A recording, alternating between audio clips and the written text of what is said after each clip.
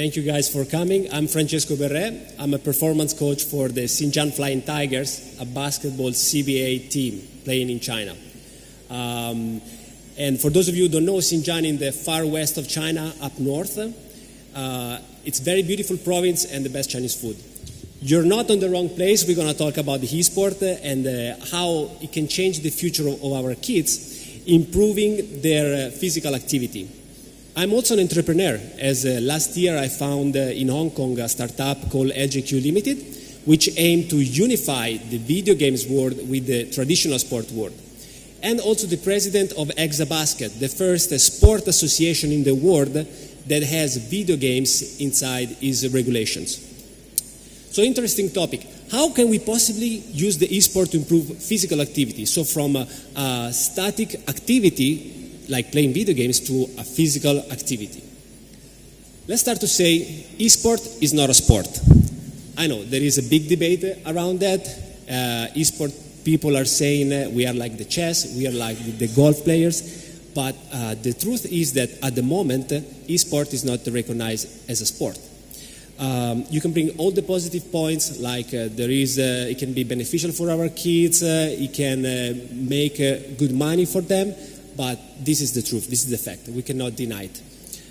What is the main reason? Well, sport by definition is a physical activity that required a certain exertion and skills. We can still stay here the whole morning to talk about it, but we cannot change that. But even if e-sport is not considered as a sport, we need to say that it's taking a big attention on the media.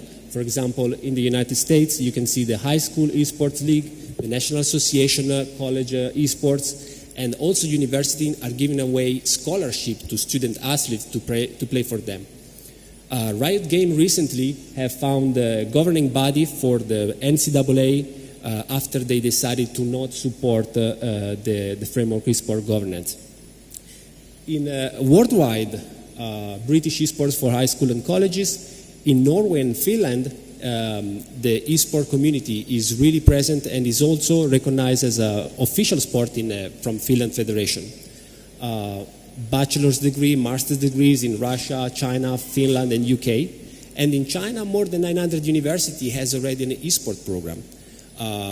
Actually, a recent news stating that the estimated demand for the eSport industry employees is 260,000 people, while at the moment in China there are only 50,000 people employed with the eSports. Going to the next, what are the benefits of esports? Definitely there are some research that have declared and measured the benefits of esports at the moment. And it's hand-eye coordination, critical thinking, improved problem solving, better multitasking skills, increase the memory capacity, and speed of recalling spatial information from long-term memory. Finally, which I think is the most important, team aggregation. I think that team aggregation and bringing the kids out of the rooms, out of the dorms to a place where to associate and being together as the best things of the esports. But as good thinkers that we can be, where there are some bad also.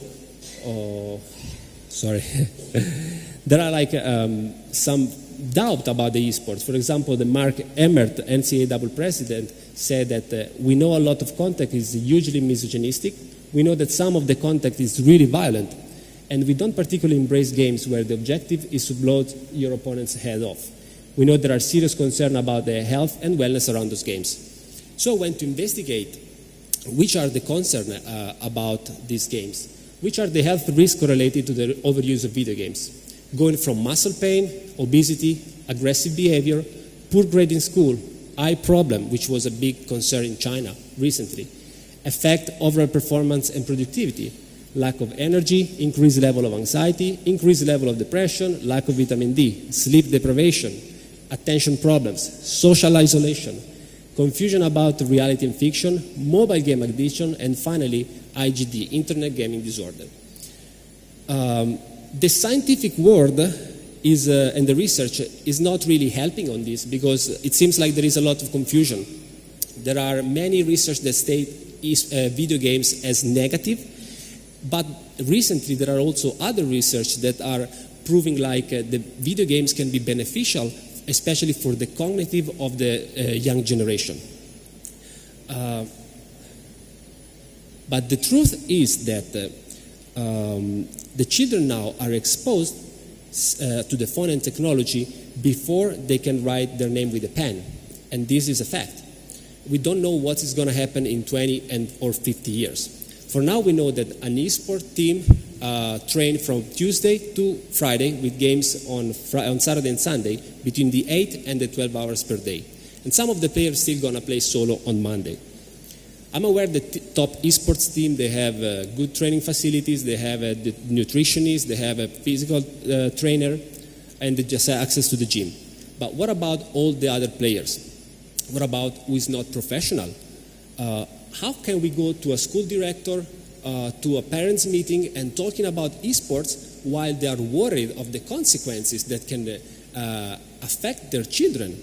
Even if we show them all the nice number, all the revenues that were before, that demonstrate how the industry is growing, how the League of Legends finals will follow more than NFL.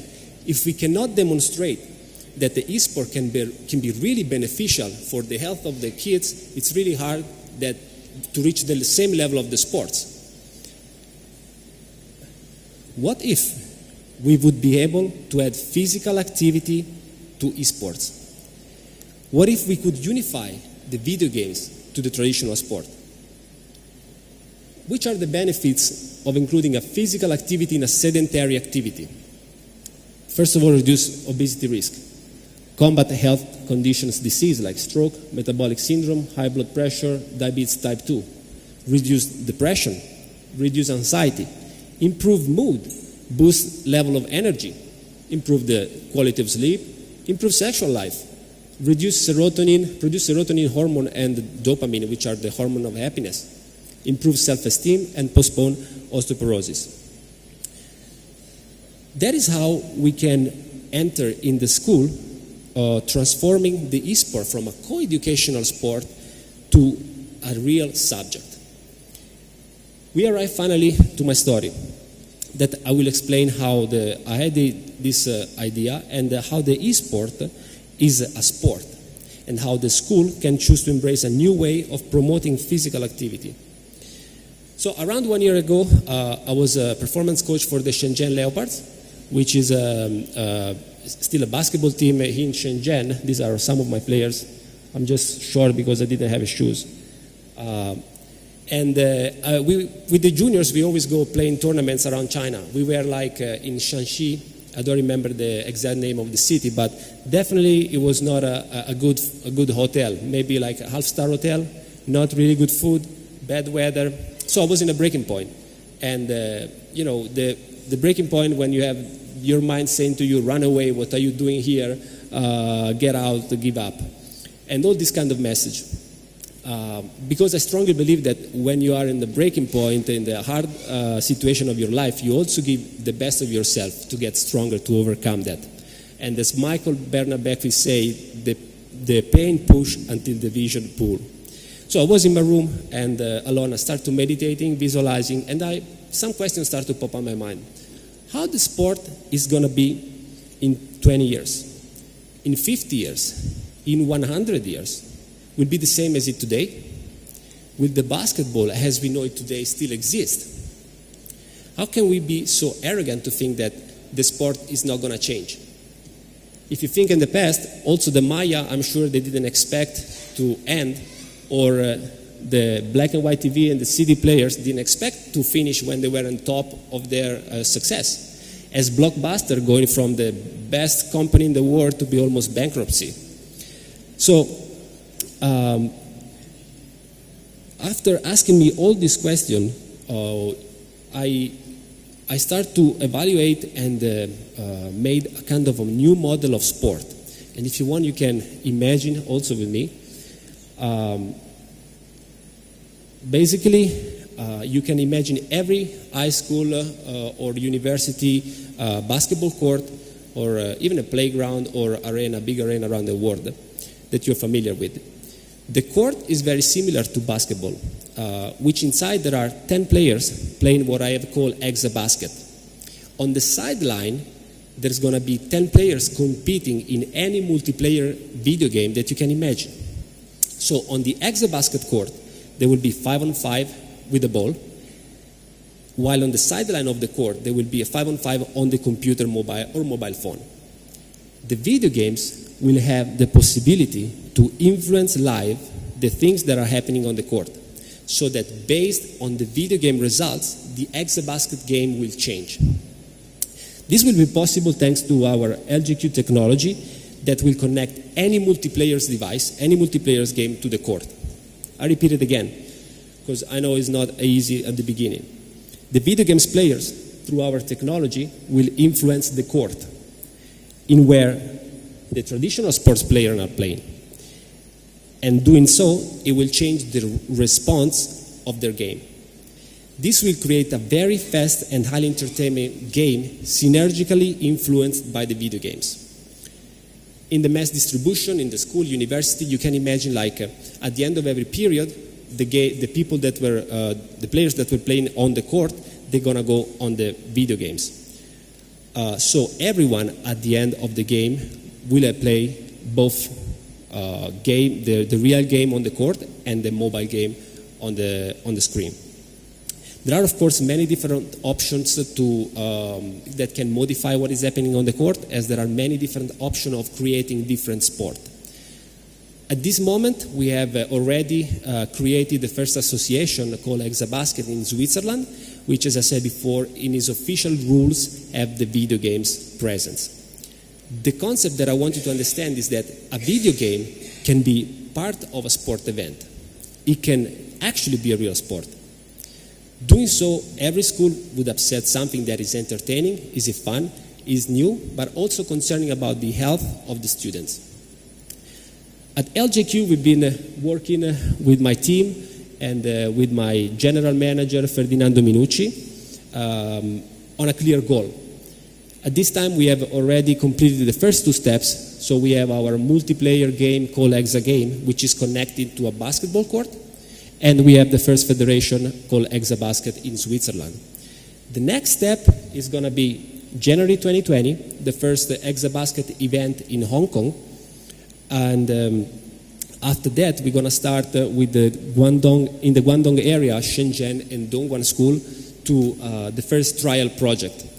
So entering from the school. And our main goal, set up for July 2020, is going to be the first professional events in Shenzhen.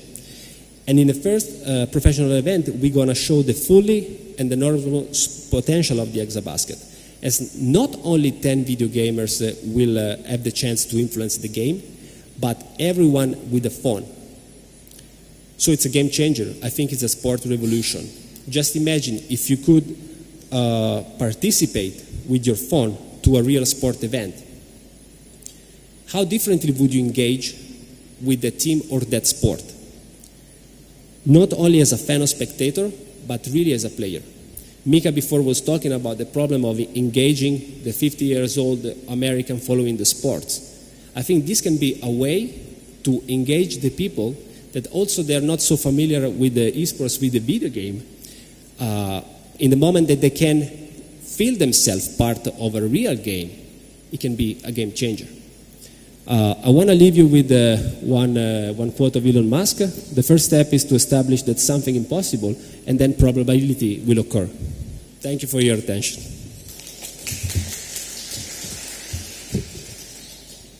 And this time we do have time for questions. Do you guys want to ask something?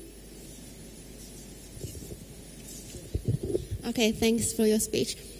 There are some children or a lot of children or students in China that they asked their parents that they would like to stop their education and then go to esports. And their parents are very confusing about esports, and they are very struggling about their children or students' choice about this. And they would like their children to go to school and give up the esports. And some parents, they would like their children to go after esports, and then if they find the esport is not okay for them, then they go to school. So what's your opinion about this situation in China? Thank you. Well, I think it's really interesting, and I'm aware that, as I said before, the parents are worried for their kids. Because I live in China, I know how is it going around on the Starbucks and everywhere. Just you see kids since they're 80 years old or watching the phone. What I'm trying to create here is to give a message for the new generation that we see how the new generation are shifting from a sport, from a health and physical activity, always more to a game and a video game activity. The message here is to trying to do both and still keep the health side, the health part growing. So just don't give up when you are 14 or 15 your physical activity for just the video game. Keep doing both. Yeah. So that's your advice for students. Then you don't want them to give up the school, and so. Yes. Okay. Try to, of course, finish do the both college, things. and then finish the college, and then go to, and then choose what they would like to do. Yes. Yes. Okay. Thank you. Any other questions? People are very shy in this event, always. So thank you very much, Francesco. Thank you.